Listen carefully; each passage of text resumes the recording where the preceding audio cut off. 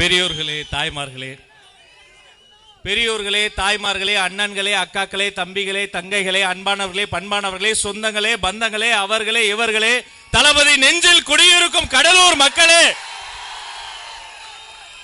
தமிழ்நாட்டின் தலையெழுத்தை திருத்தி எழுதுவதற்காக தன்னுடைய வாழ்க்கையின் உச்சத்தை தூக்கி போட்டு வந்த தர்மத்தாயின் தவ புதல்வன் வெற்றி தலைவர் அவர்களே, அவர் சொல்வதை அல்ல நினைப்பதையே நடத்தி முடிக்கக்கூடிய தளபதியின் தளபதி போற்றுதலுக்குரிய பொதுச் செயலாளர் அண்ணன் ஆனந்த் அவர்களே, இந்த கைத்தட்டெல்லாம் பத்தாது, அரகம் நிறைந்த கரவொலி தர்றோம். கடலூர் தமிழக வெற்றி கழகத்தின் கோட்டை. மேடையை அலங்கரித்துக் கொண்டிருக்கக்கூடிய அண்ணன்கள் செங்கோட்டையன் அவர்களே, சகோதரர் ஆதவ் அர்ஜுன் அவர்களே, அண்ணன் ஜெகதீச பாண்டியன் அவர்களே, ரமேஷ் அவர்களே, நான் உண்மையிலே அசந்து போனேன். ஒரு 50 பேர் வந்தா கூட்டம், 500 பேர் வந்தா பொதுக்கூட்டம் சொல்லிட்டு கழக மாவட்ட செயலாளர் மாநாட்டை கூட்டி இருக்கிறார் கடலூரில் அண்ணன் ராஜ்குமார் அவர்களே. இதயத்திலிருந்து பேசிய எங்களுடைய அன்பிற்கினிய தலைமை நிலைய செயலாளர் ராஜசேகர் அண்ணன் அவர்களே, ஏன்பா இது கடலூரா, மக்கள் கடலாக கூடியிருக்கிற ஊராப்பா, அடேங்கப்பா. ஊடக நண்பர்களே, கண்ணியமிக்க காவல்துறை தோழர்களே, பார்த்திருப்பீங்க, நீந்தி நீந்தி தான் பொதுச் செயலாளர் மேடைக்கே வந்தார்.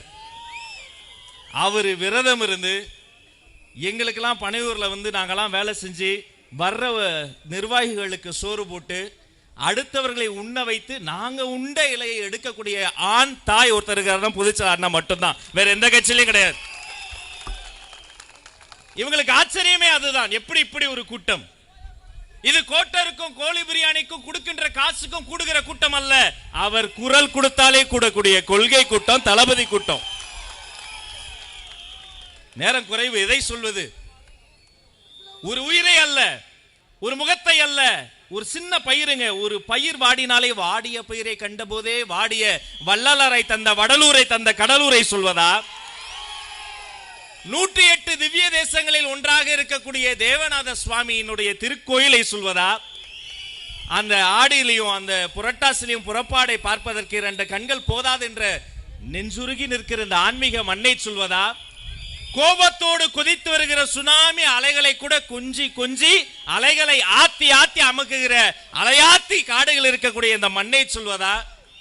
இவ்வளவு பொக்கிஷங்கள், சாதனைகள், சிறப்புகள் எல்லாம் சேர்ந்து இருக்கக்கூடிய கடலூர் மண்ணை வணங்கி என்னுடைய கண் மலரை அதோடைய பாத மலரில் வணங்கி நிற்கிறேன். இவ்வளவு சிறப்புகள் இருக்கக்கூடிய இந்த கடலூர்ல தான் ஒரு சோதனையும் இருக்கு, அதுதான் இந்த திமுக அரசாங்கம். அண்ணன் பேசும்போது சொன்னாரு, சுனாமி வந்தது, புயல் வந்தது, அந்த துன்பம் வந்தது. வந்த துன்பத்திலேயே பெரிய துன்பம் இந்த திமுக அரசாங்கம் மட்டும்தான். மதிப்பிற்குரிய மாண்புமிகு அமைச்சர் அண்ணன் MRK பன்னீர்செல்வம்னு ஒருத்தர் இருக்கார்.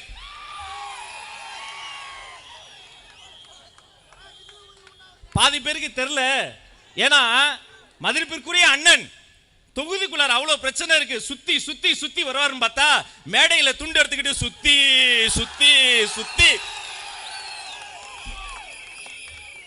இதுல நம்மள கொள்கை இல்லாத கூட்டமா? தமிழக வெற்றி கழகத்தினுடைய கூட்டம் எப்படி தொடங்கியது பார்த்தீங்கல்ல. உண்மையிலே மற்ற கட்சியெல்லாம் தலைமை கழக நிர்வாகிகள் வருகிற வரைக்கும் மேடையில குத்துப்பாட்டு போடுவாங்க. குத்துப்பாட்டு போட்டு நிகழ்ச்சி தொடங்கினா திமுக, கொள்கை பாடலோடு நிகழ்ச்சி தொடங்கினா தாவேகா. கடலூர்லயே கட்டினாதான் சார் அதுக்கு பேரு கடலூர் பஸ் ஸ்டாண்டு. குறிஞ்சிப்பாடியில போய் வச்சிட்டீங்களே சார், என்ன ஒரு உலக சோதனை. இதுல அவர்கிட்ட கேட்கிறாங்க, தமிழக வெற்றி கழகத்திற்கு இவ்வளவு கூட்டம் வருது, அது நடிகர்னா வரும், வடிவேலு கூட தான் வந்தது. சரிங்கண்ணா, வடிவேலு சாரு கூட வந்தது, அந்த கூட்டம் கூட உங்களுக்கு வரலையாண்ணா?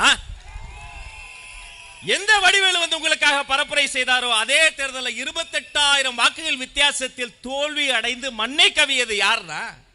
விவசாயிகளுக்காக. நான் உண்மையிலே சொல்றேன், இந்த ஆடை அணிகளை நாம கிடையாது, கூட்டம் முடிந்து கலட்டி வைத்து விடுவோம். ஆனா ஒவ்வொரு நாளும் ஒவ்வொரு வேளை உணவும் சாப்பிடுறோம் பாருங்க.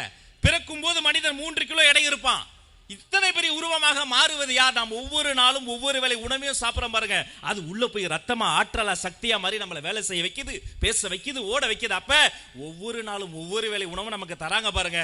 வாழும் தெய்வம் தான் அது விவசாய பெருமக்கள் மட்டும்தாங்க. விவசாயி இல்லைனா இந்த தேசம் இல்ல. அந்த விவசாயிகளினுடைய கண்ணீரை துடைப்பதற்கு பதிலாக மேடையில் உரிமையாக பேசுவது, அநாகரிகமாக பேசுவது, எப்படி பேச வேண்டும் என்பதற்கு, இப்படிதான் பேச வேண்டும் என்பதற்கு மேடையில் எனக்கு முன்னால் பேசிய தம்பிகளுக்கு மீண்டும் ஒரு பெரிய கரவொலித்தாக, இதுதான் தமிழக வெற்றி கழகம். கொள்கையை பேசுங்க, அரசியலை பேசுங்க, அதுதான் உலகம் பார்த்துக்கிட்டு இருக்கு. இதுக்கு நடுவில் நேத்து ஒரு தலைப்பு செய்தி, பழம் நழுவி பாலில் விழுந்தது. பழம் நல்ல பழம் தான், ஆனா அது பால்ல உள்ள பாதாள சாக்கடையில் விழுந்துருச்சு. உண்மையிலேங்க தமிழ் திரையுலகில் அனைவருக்கும் நிறைய உணவு போட்ட அன்னதான பிரபுனா மதிப்பிற்குரிய புரட்சி கலைஞர் கேப்டன் அவர்கள் ஒருவர் தான்.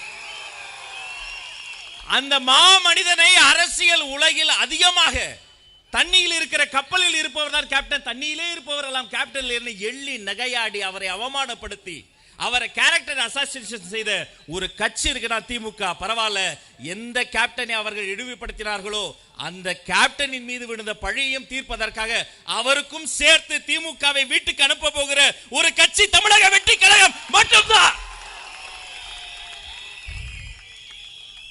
மக்கள் பிரச்சனையில் இருக்கிறாங்க, அத சட்டமன்றத்தில் பேசுங்க. உலகத்திலேயே ஒரு வேளாண் பட்ஜெட்டை ஒரு வேளாண்மை துறை அமைச்சர் தாக்கல் செய்யறாரு. அப்ப எவ்வளவு பரபரப்பா இருக்கணும். ஒரு வாரம் அதை பத்தி பேசணும், மாணவர்கள் எடுத்து பகுப்பாய்வு செய்யணும், ஆசிரியர் எடுத்து பேசணும், விவசாய சங்கங்கள் பேசணும். நம்ம மினிஸ்டர் விவசாய பட்ஜெட்டை வாசிக்கிறாரு, துணை முதலமைச்சர் பச்சை துண்டை போட்டுக்கிட்டு தூங்கிட்டாரு. தாய் தாலாட்டு பாடி கூட வராத துக்கம். ஒரு பட்ஜெட் வாசித்து துணை முதலமைச்சரே தூங்க வைக்க முடியும்னா தாயுலம் கொண்ட மாண்புமிகு அமைச்சர் அவர்களை நாம உண்மையிலே வாழ்த்தணும்.